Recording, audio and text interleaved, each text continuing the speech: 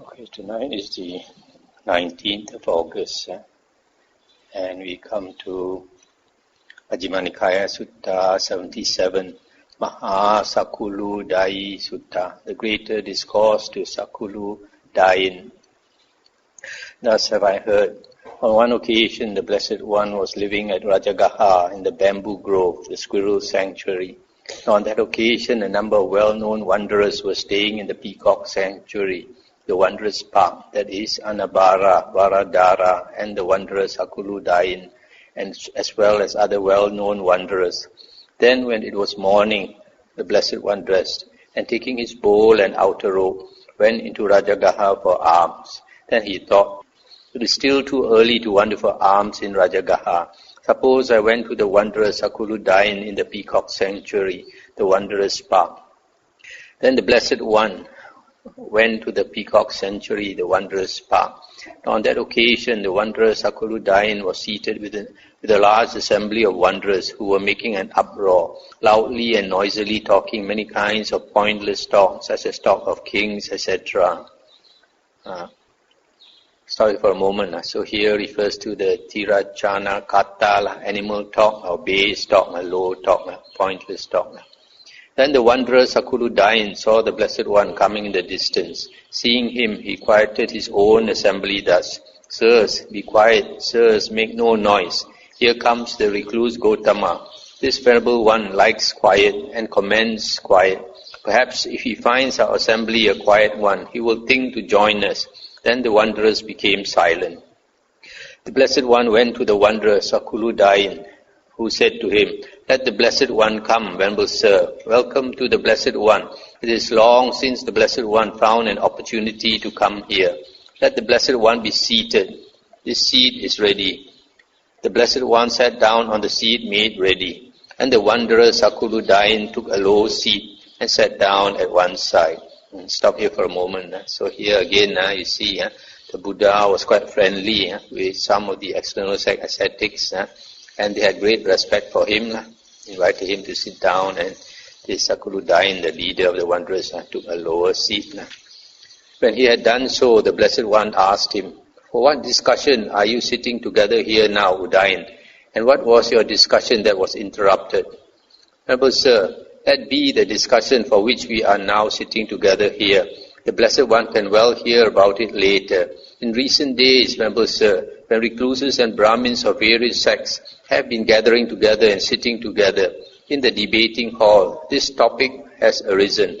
It is a gain for the people of Anga and Magadha. It is a great gain for the people of Anga and Magadha that these recluses and Brahmins, heads of orders, heads of groups, teachers of groups, well-known and famous founders of sects, regarded by many as saints, have come to spend the rains at Rajagaha. There is this Purana Kassapa, the head of an order, the head of a group, the teacher of a group, the well-known and famous founder of a sect, regarded by many as a saint. He has come to spend the rains at Rajagaha. Similarly, there is also this Makali Gosala, Ajita Kesa Kambalin, Pakuda Kachayana, Sanjaya Belati Putta, Niganta Nata Putta, the head of an order, the head of a group, the teacher of a group, well-known and famous founder of a sect, regarded by many as a saint. He too has come to spend the rains at Rajagaha. There is also this recluse Gotama, the head of an order, the head of a group, the teacher of a group, the well-known and famous founder of a sect, regarded by many as a saint. He too has come to spend the rains at Rajagaha. Stop here for a moment. In India, they have 3 seasons. The rainy season, followed by winter, and followed by summer. And each one of them is 4 months. So it is a tradition in India during the rain season, 4 months, that the monks, ascetics, wanderers, all, they will spend 3 months, at least 3 months, on retreat, because they say during this period of the rains, a lot of insects and worms come out from the ground. So if they walk around, and they'll be killing all these insect and plant and these worms, etc. Originally, the Buddha did not practice this, but later, because of lay people criticizing, so the Buddha asked the monks to follow also. Now here, It's mentioned the 6 external sect ascetics, the leaders of different groups of wanderers, and they are all supposed to be very famous during the time of the Buddha. Purana Kassapa, Makali Gosala, Ajita Kesa Kambalin, Pakuda Kachayana, Sanjaya, Balati Putta, and Iganta Nataputta. Now among these worthy recluses and Brahmins, heads of orders, etc., regarded by many as saints, who is honored, respected, revered, and venerated by his disciples, and how honoring and respecting him do they live in dependence on him. Thereupon some said this Purana Kassapa is the head of an order, etc., regarded by many as a saint, yet he is not honored, respected, revered, and venerated by his disciples, nor do his disciples live in dependence on him, honoring and respecting him. Once Purana Kassapa was teaching his Dhamma to an assembly of several hundred followers. Then a certain disciple of his made a noise thus, "Sirs, do not ask Purana Kassapa this question. He does not know that. We know that. Ask us that question. We will answer that for you, sirs." It happened that Purana Kassapa did not get his way, though he waved his arms and wailed, "Be quiet, sirs. Make no noise, sirs. They are not asking you, sirs. They are asking us. We will answer them." Indeed, many of his disciples left him after refuting his doctrine thus, "You do not understand this Dhamma Vinaya. I understand this Dhamma Vinaya. How could you understand this Dhamma Vinaya? Your way is wrong. My way is right. I am consistent. You are inconsistent. What should have been said first, you said last. What should have been said last, you said first. What you had so carefully thought up has been turned inside out. Your doctrine is refuted. You are proved wrong. Go and learn better, or disentangle yourself if you can." Thus Purana Kassapa is not honored, respected, revered, and venerated by his disciples, nor do his disciples live in dependence on him, honoring and respecting him. Indeed, he is scorned by the scorn shown into his Dhamma. Similarly, and some said this Makali Gosala is the head of an order, etc., yet he is not honored, respected, revered, and venerated by his disciples as before. And similarly for Sanjaya, Balati Putta, Niganta Nataputta, etc. Indeed, he is scorned by the scorn shown to his Dhamma. So stop here for a moment. So all these 6 external sect ascetics, although they are supposed to be very famous, and many of them claim to be omniscient and all-knowing, yet the disciples don't show the respect for them. You see, like when this Purana Kassapa was teaching, his disciple contradict him and tell people to ask him instead. This disciple thinks he knows better. So this was the same for all the others. And some said this recluse Gautama is the head of an order, the head of a group, the teacher of a group, the well-known and famous founder of a sect, regarded by many as a saint. He is honored, respected, revered, and venerated by his disciples, and his disciples live in dependence on him, honoring and respecting him. Once the recluse Gautama was teaching his Dhamma to an assembly of several hundred followers, and there a certain disciple of his cleared his throat. Thereupon one of his companions in the holy life nudged him with his knee to indicate, "Be quiet, Venerable Sir, make no noise. The Blessed One, the teacher, is teaching us the Dhamma." When the recluse Gautama is teaching the Dhamma to an assembly of several hundred followers, on that occasion there is no sound of his disciples coughing or clearing their throats. For then that large assembly is poised in expectancy. Let us hear the Dhamma the Blessed One is about to teach. Just as though a man were at the crossroads, pressing out pure honey, and a large group of people were poised in expectancy. So too, when the recluse Gautama is teaching the Dhamma to an assembly of several hundred followers, on that occasion there is no sound of his disciples coughing or clearing their throats. For then that large assembly is poised in expectancy. Let us hear the Dhamma the Blessed One is about to teach. And even those disciples of his who fall out with their companions in the holy life and abandon the training to return to the low life, even they praise the Master and the Dhamma and the Sangha. They blame themselves instead of others, saying, "We were unlucky, we have little merit, for though we went forth into homelessness in such a well-proclaimed Dhamma, we were unable to live the perfect and pure holy life for the rest of our lives. Having become monastery attendants or lay followers, they undertake and observe the 5 precepts. Thus the recluse Gautama is honored, respected, revered and venerated by his disciples, and his disciples live in dependence on him, honoring and respecting him.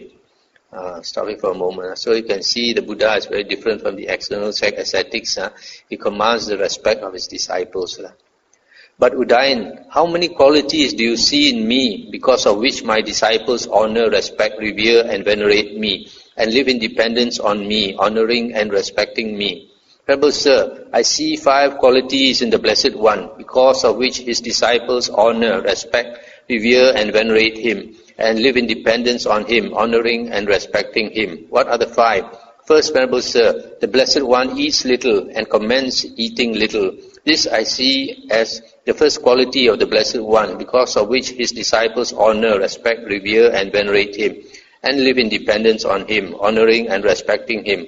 Again, Venerable Sir, the Blessed One is content with any kind of robe, and commends contentment with any kind of robe. This I see as the second quality of the Blessed One. Again, Venerable Sir, the Blessed One is content with any kind of alms food, and commends contentment with any kind of alms food. This I see as the third quality of the Blessed One. Again, Venerable Sir, the Blessed One is content with any kind of resting place, and commends contentment with any kind of resting place. This I see as the fourth quality of the Blessed One. Again, Venerable Sir, the Blessed One is secluded, and commends seclusion. This I see as the fifth quality of the Blessed One. Venerable Sir, these are the 5 qualities I see in the Blessed One, because of which his disciples honor, respect, revere and venerate him and live in dependence on him, honoring and respecting him. So here, this Udayana, or Sakuludayi, he says the Buddha possesses 5 qualities. To him, these it's because of these 5 qualities. The Buddha's disciples respect him, venerate him. First one, the Buddha eats little. Second, he is content with any kind of robe. Third, he is content with any kind of alms food. Fourth, he is content with any kind of resting place, sleeping place. And fifth, he is secluded and commends seclusion. Suppose, Udayan, my disciples honored, respected, revered and venerated me, and lived in dependence on me, honoring and respecting me with the thought, the recluse Gautama eats little and commends eating little. Now there are disciples of mine who live on a cupful or half a cupful of food, a bilva fruits or half a bilva fruits quantity of food, while I sometimes eat the full contents of my alms bowl, or even more. So if my disciples honored me with the thought, the recluse Gautama eats little and commends eating little, then those disciples of mine who live on a cupful of food, or half a cupful of food, or a bilva fruits quantity of food, or half a bilva fruits quantity of food, should not honor, respect, revere and venerate me for this quality, nor should they live in dependence on me, honoring and respecting me. Suppose, Udayan, my disciples honored, respected, revered and venerated me, and lived in dependence on me, honoring and respecting me with the thought, the recluse Gautama is content with any kind of robe, and commends contentment with any kind of robe. Now there are disciples of mine who are refuse rag wearers, wearers of coarse robes. They collect rags from the charnel ground, rubbish heaps or shops, and make them into patch robes and wear them. But I sometimes wear robes given by householders, robes so fine that pumpkin hair is coarse in comparison. So if my disciples honored me with the thought, the recluse Gautama is content with any kind of robe, and commends contentment with any kind of robe, then those disciples of mine who are refuse rag wearers, wearers of coarse robes, should not honor, respect, revere and venerate me for this quality, nor should they live in dependence on me, honoring and respecting me. Suppose, Udayan, my disciples honored, respected, revered and venerated me, and lived in dependence on me, honoring and respecting me with the thought, the recluse Gautama is content with any kind of alms food, and commends contentment with any kind of alms food. Now there are disciples of mine who are alms food eaters, who go on unbroken alms round from house to house, who delight in gathering their food. When they have entered among the houses, they will not consent even when invited to sit down. But I sometimes eat on invitation, meals of choice rice and many sauces and curries. So if my disciples honored me with the thought, the recluse Gautama is content with any kind of alms food and commends contentment with any kind of alms food, then those disciples of mine who are alms food eaters should not honor, respect, revere and venerate me for this quality, nor should they live in dependence on me, honoring and respecting me. Suppose, Udayan, my disciples honored, respected, revered and venerated me, and live in dependence on me, honoring and respecting me with the thought, the recluse Gautama is content with any kind of resting place, and commends contentment with any kind of resting place. Now there are disciples of mine who are tree-root dwellers and open-air dwellers, who do not use a roof for 8 months of the year, while I sometimes live in gable mansions, plastered within and without, protected against the wind, secured by door bolts, with shuttered windows. So if my disciples honored me with the thought, the recluse Gautama is content with any kind of resting place, and commends contentment with any kind of resting place, then those disciples of mine who are tree-root dwellers and open-air dwellers should not honor, respect, revere and venerate me for this quality, nor should they live in dependence on me, honoring and respecting me. Suppose, Udayan, my disciples honored, respected, revered and venerated me, and lived in dependence on me, honoring and respecting me with the thought, the recluse Gautama is secluded and commends seclusion. Now there are disciples of mine who are forest dwellers, dwellers in remote resting places, who live withdrawn in remote jungle thicket resting places, and return to the midst of the Sangha once each half month for the recitation of the Patimokkha. But I sometimes live surrounded by monks and nuns, by men and women lay followers, by kings and kings' ministers, by other sectarians and their disciples. So if my disciples honored me with the thought, the recluse Gautama is secluded and commends seclusion, then those disciples of mine who are forest dwellers should not honor, respect, revere and venerate me for this quality, nor should they live in dependence on me, honoring and respecting me. Thus, Udayan, it is not because of these 5 qualities that my disciples honor, respect, revere and venerate me, and live in dependence on me, honoring and respecting me. Stop here for a moment. So here the Buddha says it is not because of these 5 qualities, because many of his disciples are even more ascetic than the Buddha. But the Buddha, before he was enlightened, he had already practiced asceticism to the very, very extreme. So he found that what was not beneficial, he just put it down, let go of it. And so the Buddha says it is not because of these 5 qualities, because if it is because of these 5 qualities, then they would not respect him. The first one, eating little. Some of his disciples eat much less than the Buddha. And then second one, robes. Some of them refuse to wear robes offered by lay people. They only want to use robes from stitching cloth, which is picked up mainly from the charnel ground. Charnel ground is like a cemetery where they throw the corpses to rot. There they go and pull the cloth from the corpses and wash them and use them. Then the third one, this second one, the Buddha says sometimes he uses robes so fine that pumpkin hair is coarse in comparison. Third one, the Buddha says sometimes he is invited to eat meals in lay people's house and he eats choice food, whereas some of his disciples refuse to accept invitation to houses. Every day they go on alms round, and even when invited inside lay people's house to eat, they will refuse. They just beg for their food and eat in a secluded place. Then number 4,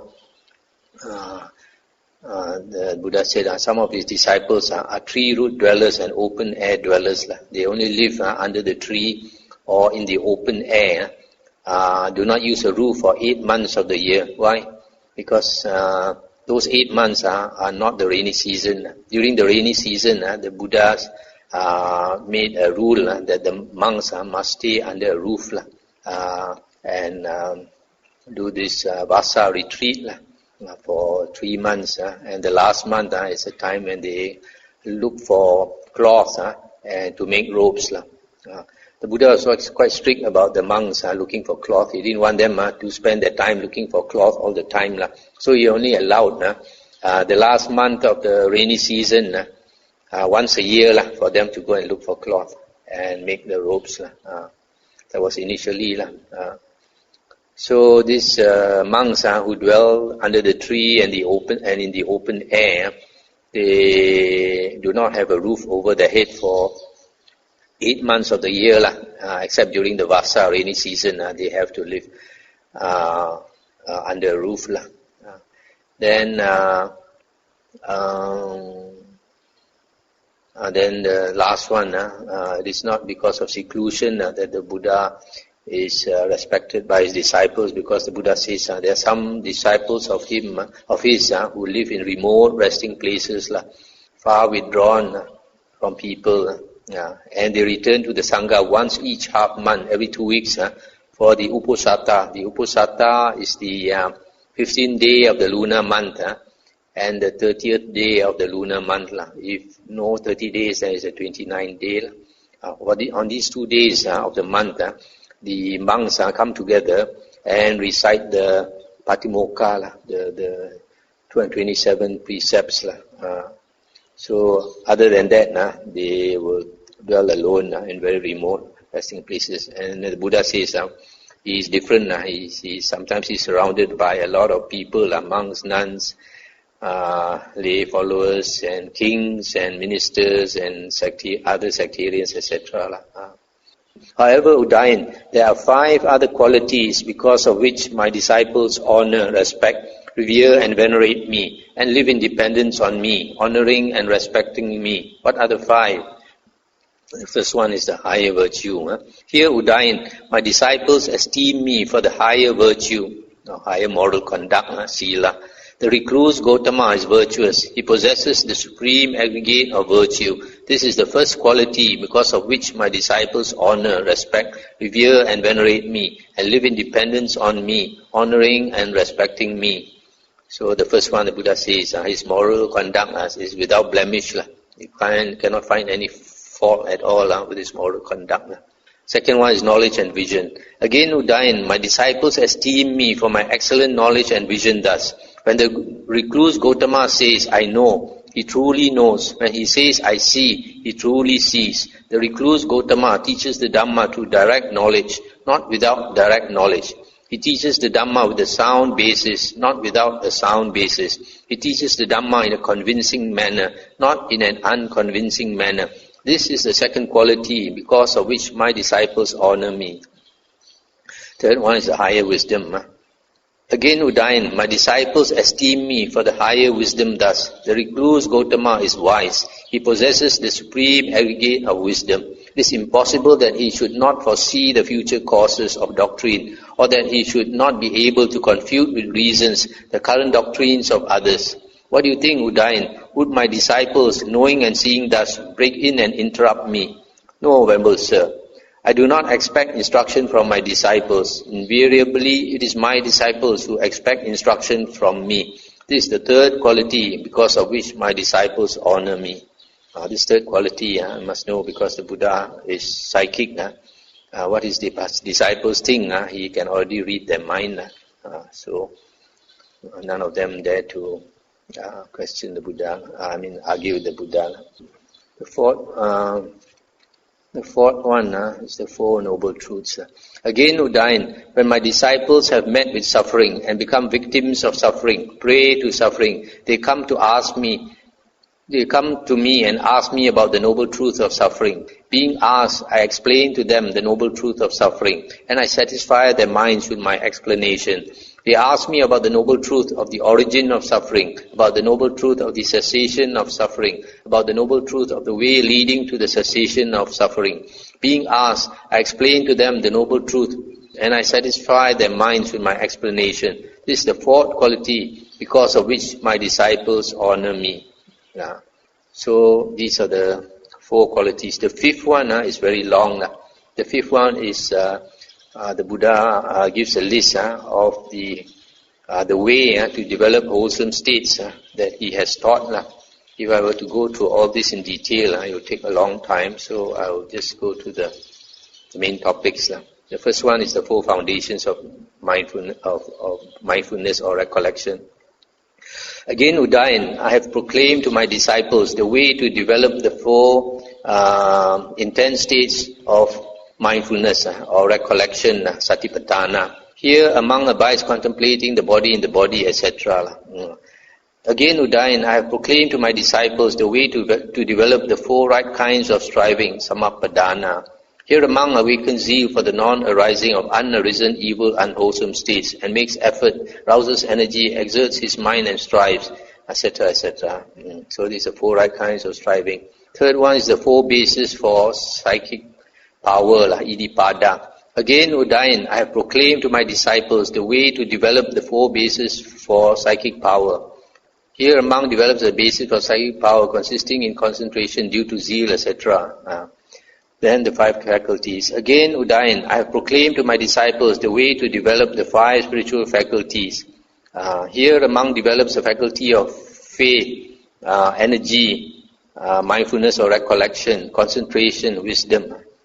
And then after that, 5 powers. Again, Udayan, I have proclaimed to my disciples the way to develop the 5 powers. Here among develops the power of faith, energy, mindfulness or recollection, concentration and wisdom. Then the 7 enlightenment factors. Again, Udayan, I proclaim to my disciples the way to develop the 7 enlightenment factors. Here among develops the enlightenment factor of recollection, investigation of Dhamma, energy, delight, tranquility, concentration, equanimity, and then after that the Noble Eightfold Path. Again, Udayan, I have proclaimed to my disciples the way to develop the Noble Eightfold Path. Here among develops right view, right thoughts, right speech, right action, right livelihood, right effort, right recollection and right concentration. And thereby many disciples of mine abide having reached the consummation and perfection of direct knowledge. Stop here for a moment. So here, you see, these the Buddha says in other suttas, this is the most important part of his teachings when it comes to practicing the path to liberation. What are these? These are called the 37 Bodhipakya Dhamma. I think, what's the translation? Bodhipakya Dhamma. Wings to enlightenment. Now, these, how do you get 37? You have the 4 satipatthana, 4 samappadana, and 4 iddhipada, that's 16, and 5 faculties and 5 powers, total 26, and then 7 enlightenment factors and Noble Eightfold Paths. You add them up, you get 37. But in another sutta, the Buddha says, if you practice the Noble Eightfold Path fully, completely, you will also at the same time would have developed the 37 Bodhipakya Dhamma. Again, Udayan, I have proclaimed to my disciples the way to develop the 8 liberations. Possessed of material form, one sees form. This is the first liberation. Perceiving form internally, one sees forms externally. One is resolved only upon the beautiful. And then after that, the base of infinite space, base of infinite consciousness, base of nothingness, base of neither perception nor non-perception, then cessation of perception and feeling. These are the 8 liberations now. Now, I want to mention something here. These 8 liberations, in the commentaries, they say these 8 liberations refers, the first 3 refers to the 4 jhanas. Having attained the 4 jhanas, then he can attain the first 3. He sees forms, then he sees forms externally, and then resolve upon the beautiful. And then after that is followed by the 4 arupa jhanas and cessation of perception and feeling.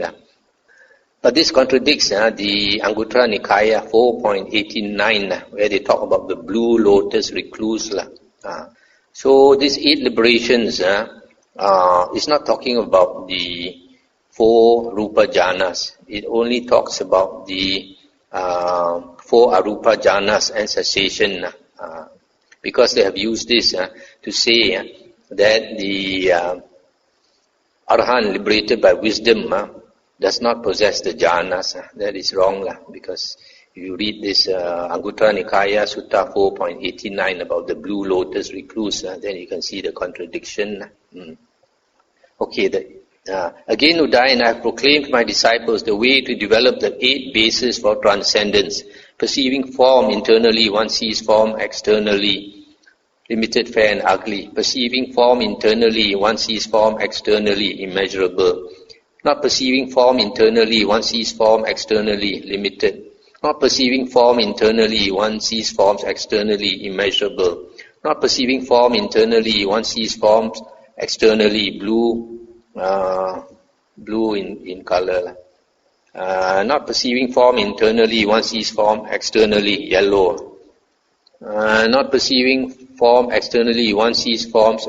Not perceiving form internally, one sees forms externally, red. And not perceiving form internally, one sees forms externally, white. So these are the 8 bases for transcendence. Again, Udayan, I have proclaimed to my disciples the way to develop the 10 kasina bases. Stop here for a moment. These 10 kasina bases, in India, even the external sect, ascetics also practice it. It is not unique to the Buddha's teachings. Even before the Buddha's time, yogis, meditators had already practiced it. So it is also one of the meditation methods of that the Buddha taught. Again, Udayan, I have proclaimed to my disciples the way to develop the 4 jhanas. Here, quite secluded from sensual pleasures, secluded from unwholesome states, monk enters upon and abides in the first jhana. Similarly, second jhana, third jhana, fourth jhana. Again, Udayan, I have proclaimed to my disciples the way to understand thus. This body of mine, made of material form, consisting of 4 great elements, procreated by mother and father, and built up out of boiled rice and porridge, is subject to impermanence, to being born and rubbed away, to dissolution and disintegration. And this consciousness of mind is supported by it and bound up with it. So this one of the inside knowledges, abhinyas.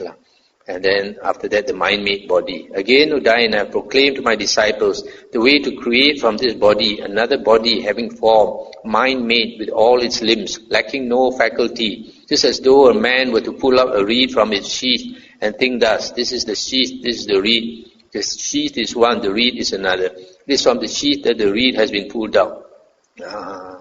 So too, I have proclaimed to my disciples the way to create from this body another body having form. And then after that, the various kinds of psychic power, these psychokinesis. Again, Udayan, I have proclaimed to my disciples the way to wield the various kinds of supernormal or psychic power. Having been one, one becomes many. Having been many, one becomes one. They appear and vanish. They go unhindered through walls, through enclosures, through mountains, as though through space. They dive in and out of earth as though it is water. They walk on water without sinking. Sitting cross-legged, they travel in space like a bird. With the hands, they touch and stroke the sun and moon. They wield mastery that means can fly, even as far as the Brahma world. And then after that, the divine ear element, or heavenly ear. Again, Udayan, I have proclaimed to my disciples the way whereby, with the divine ear element, which is purified and surpasses the human, they hear both kinds of sounds, the divine and the human. And then reading the minds of others. Again, Udayan, I have proclaimed to my disciples the way to understand the minds of other beings, of other persons, having encompassed them with their own minds. And after that, the recollection of past lives. Again, Udayan, I have proclaimed to my disciples the way to recollect the manifold past lives. 1 birth, 2, 3, 4, 10, 20, 100, 1,000, hundreds of thousands, many aeons, world cycles of world contraction, many world cycles of world expansion, etc. And then the divine eye or heavenly eye. Again, Udayan, I have proclaimed to my disciples the way whereby with the divine or heavenly eye, which is purified and surpasses the human, they see beings passing away and reappearing, inferior and superior, fair and ugly. They understand how beings pass on according to their actions or karma. Then after that, destruction of the asavas or taints. Again, Udayan, I have proclaimed to my disciples the way whereby, by realizing for themselves with direct knowledge, The here and now enter upon and abide in the liberation by mind and liberation by wisdom that are taintless with the destruction of the taints. This Udayan is the fifth quality because of which my disciples honor, respect, revere and venerate me, and live in dependence on me, honoring and respecting me. These Udayan are the five qualities because of which my disciples honor, respect and venerate me, and live in dependence on me, honoring and respecting me. This is what the Blessed One said. The wanderer Udayan was satisfied and delighted in the Blessed One's words. This last part where the Buddha talks about the 8 knowledges, these are called the abhinyas. Sometimes they talk about 6 abhinyas. Here they talk about 8 abhinyas. First one is the insight knowledge of the body and the mind, how they are supported and bound up with each other. The second one is creating a mind-made body. The third one is various kinds of psychic power. The fourth is the heavenly ear. Fifth is reading the minds of others. 6 is recollecting past lives. 7 is the heavenly eye. The 8 is the destruction of the asavas. So the Buddha says that this fifth one, his disciples venerate, honor him because he can teach them all these things. The 37 Bodhipakya Dhammas, the 8 liberations, the 8 bases for transcendence, the 10 kasinas, the 4 jhanas, and the 8 types of higher knowledge, abhinyas.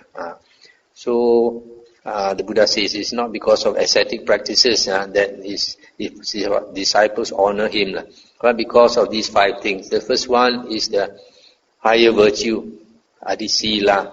The second one is knowledge and vision. Third one is the higher wisdom. Fourth, because he teaches the 4 noble truths. And then the fifth is the way to develop wholesome states up to liberation. It's actually quite a long sutta.